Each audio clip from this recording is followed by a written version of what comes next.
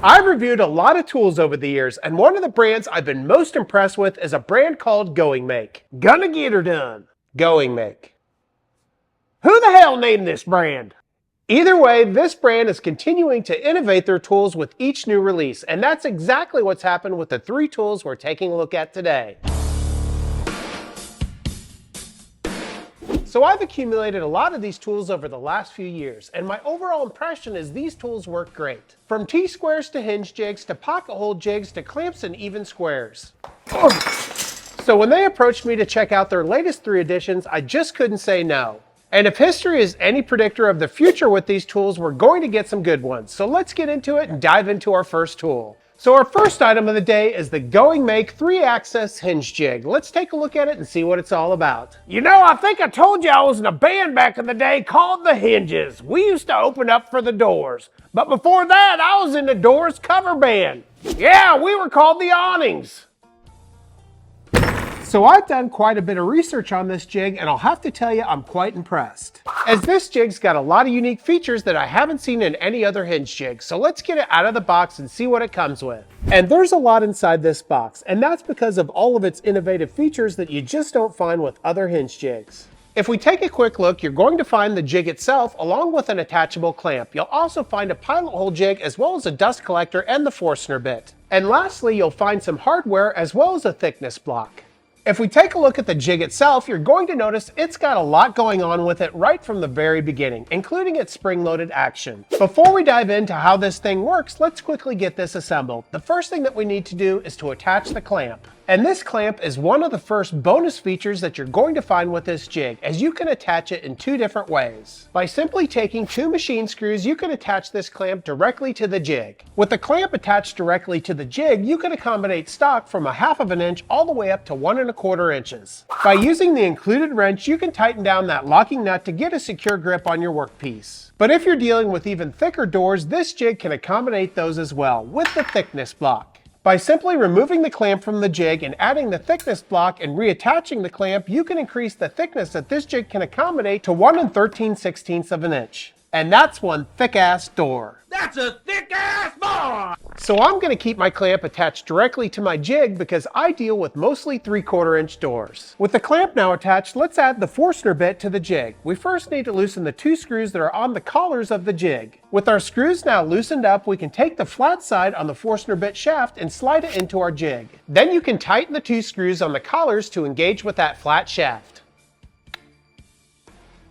And you can tighten down those screws really tight, as that should be the last time that you have to adjust those screws on those collars. And that leads us to our next amazing feature with this jig. Let's grab a hinge and take some measurements. All we need to do is to take our tape measure and measure the depth of that hinge. Since we know this hinge has a depth of a little over 3/8 inch, we'll now head back to the jig. We'll first compress the jig and slide in the longer included hex bolt. With our bolt inserted into that jig, we can slowly tighten it down until our Forstner bit is breaching the surface of the jig by 3/8 inch. With that depth now set, we can loosen the silver knob on the side to set the depth stop. With our silver knob now loosened up, we can slide a hex key into the end of the depth stop and screw it into place until it hits the frame of the tool. And with that depth stop now in place, we can tighten the silver knob on the side to lock the depth stop in place. Then we can remove the hex bolt on the opposite side, and our jig should now be calibrated for the depth of that hinge.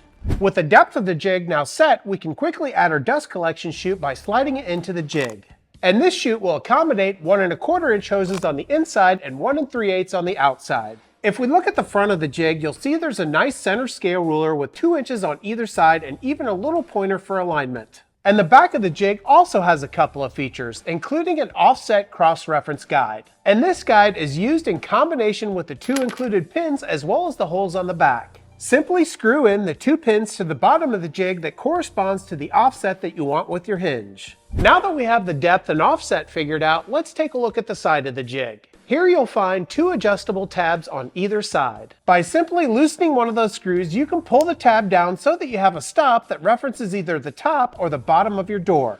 And these little tabs will perfectly place the holes for your hinges 2 inches from the edge of your door. So let's test the jig out and drill a hole for our hinge. So first we'll pull the tab down, clamp it onto our makeshift door, and add our dust collection. Then we can attach our drill and bore out that hole. And with our jig removed, you can see how perfectly our hinge fits right into that hole. But we're not done yet, as this hinge jig has even more features. Let's take a look at the second piece of this jig.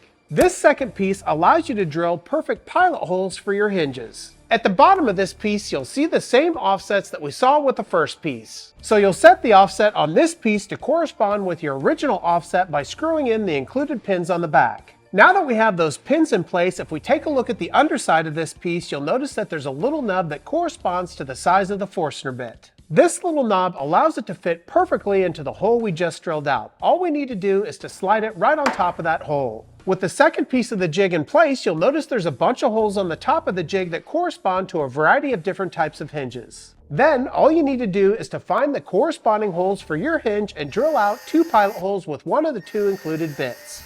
Then, with the pilot holes drilled out, you can line up your hinge and drive in your 2 screws. And with those screws in place, you have a perfectly installed hinge. Well, once again, Goingmake for the win on this one. I don't think I've ever seen a hinge jig that's put as much thought into the process of installing hinges.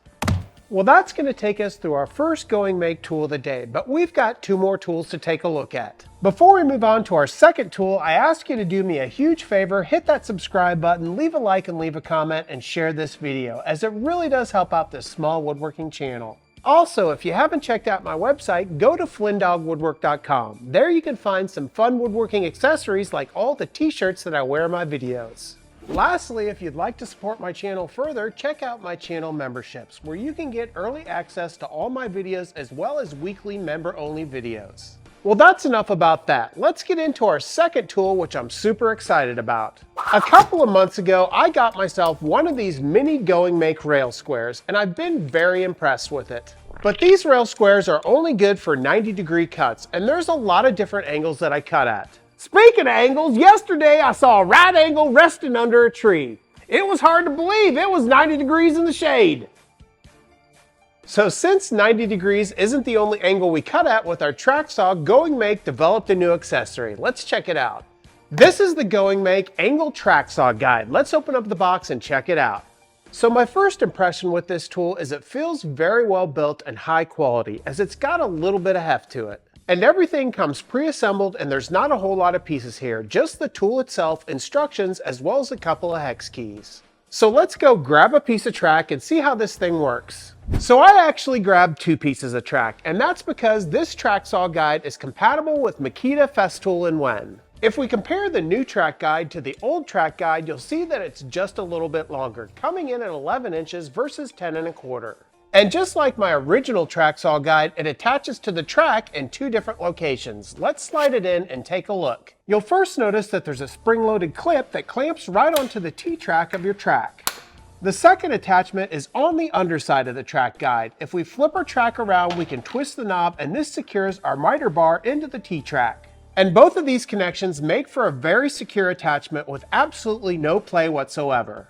And with the guide in place, you can see that it overhangs your track by just under 5 inches. If we look at the front of the track guide, you'll see there's a little lip, and this is perfect for cradling your workpiece and giving support to your track. But there's not only a lip on the front of this rail square, but also on the back. This allows you to place the rail square at the top of your track versus the bottom. Now, before we dive into any of the angles that this rail square can cut, let's first cut a 90-degree cut to make sure that this thing is actually square. And since I'm using my Wen track, I'm going to use my Wen track saw and make a cut at 90.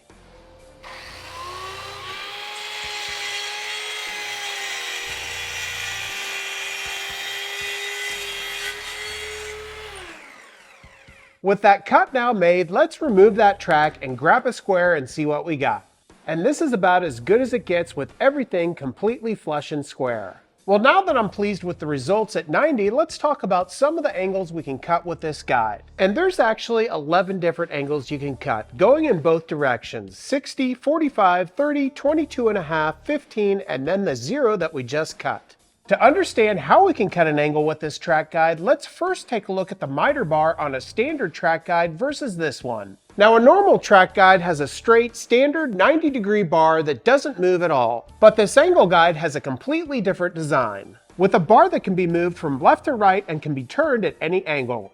This allows that bar to freely rotate to any angle you're cutting. Now let's talk about how we set the angles with this tool. To understand this, we first need to unscrew the metal pin on top that locks the angle into place. With the pin now removed, we can now adjust the gauge to any of the 11 preset angles. And the gauge has a spring-loaded bearing that perfectly centers the gauge into each one of the 11 angles, quickly assuring that the gauge is perfectly lined up with a satisfying click.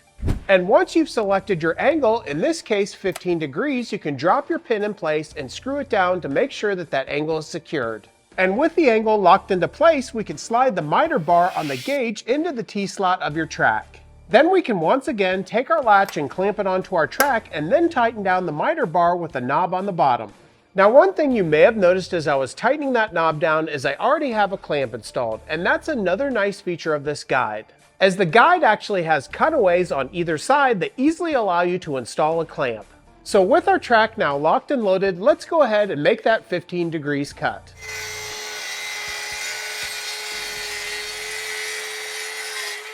With our cut now made, let's remove the track, grab our digital T-bevel and measure that angle. And if we subtract this 75 degrees from 90, it comes out to 15 degrees exactly. Well, I don't know about you, but I think this is another pretty impressive tool from Goingmake. But we've got one more tool to take a look at, so let's start talking about it.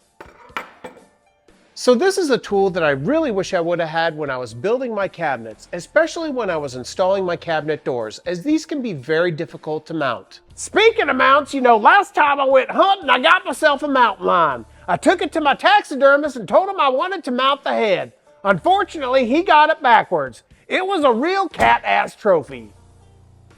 You see, cabinet doors can be aligned in a variety of different ways. You may want them completely flush with your face frame or sit on top with a little bit of an offset. And when you're trying to install these doors, it can be difficult to give support to the door as you go to install it.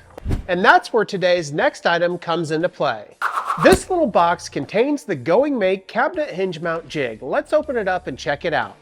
So inside this tiny little box, you're only going to find two items, a face frame clamp as well as a support wing.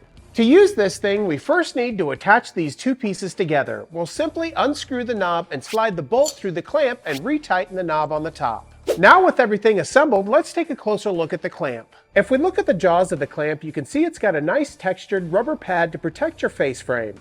And this jaw has quite a range of motion, being able to accommodate face frames from 3/8 of an inch all the way up to 2 15/16. If we flip the jig around, you'll see there's an imperial and metric scale on the other side, going from 0 to 3 inches on one side to 0 to 80 millimeters on the other. On the wing of the jig, you'll find two removable reference pins that you can align to your face frame. With the pins removed, let's take this jig over to my cabinet and I'll show you how it's used. The first thing that we'll do is we'll take the jig and secure it onto our face frame with the clamp. With the jig now attached to the face frame, we can now move the wing up or down on the tool. And this wing can be adjusted from 0 to 2.5 inches or 0 to 65 millimeters. And this is where you're going to determine the offset of your door, going from 0 all the way up to 2.5 inches. By placing your door with installed hinges on your wing, it will give you support as you install the hinge to your face frame. And you can really dial it in by using that scale. In this case, we're going to adjust it to 1/2 inch and lock it down with a knob.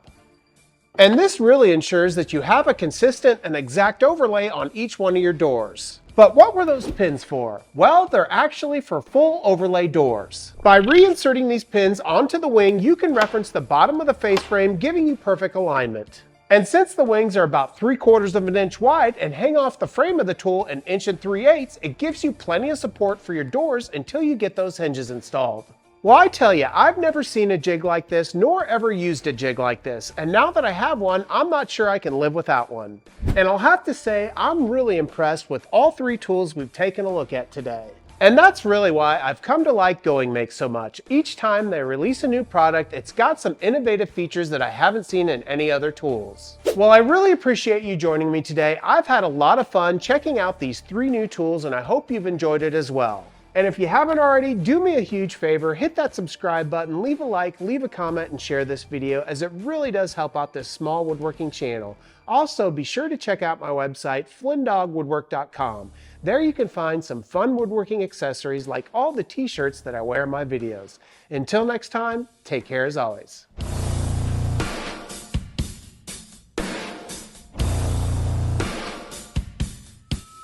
Yes, sir. You know, I was in a band called the Knobs. We had a big hand in the Doors' success.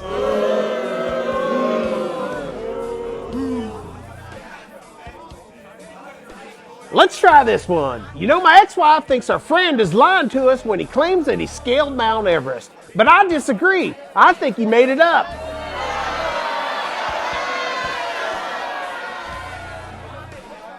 Did you ever see Mount Rushmore before it was carved? Yeah, it was unprecedented.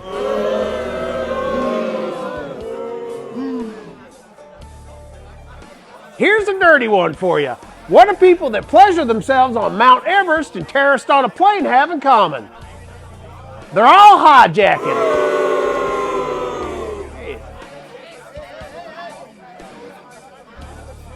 Let's try this one. You know, back in the day, cowboys used to mount a lantern on the side of their horse for nighttime travel. It was considered one of the first generations of satellite navigation. Good. You know, they finally figured out what kills all those people in the Bermuda Triangle. Yeah, it's heat exhaustion. It's 180 degrees inside that triangle.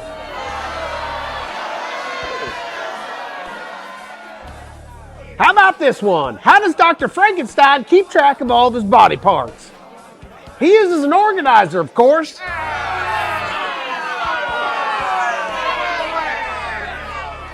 All right, last try. How do you track Will Smith in the snow? You look for fresh prints.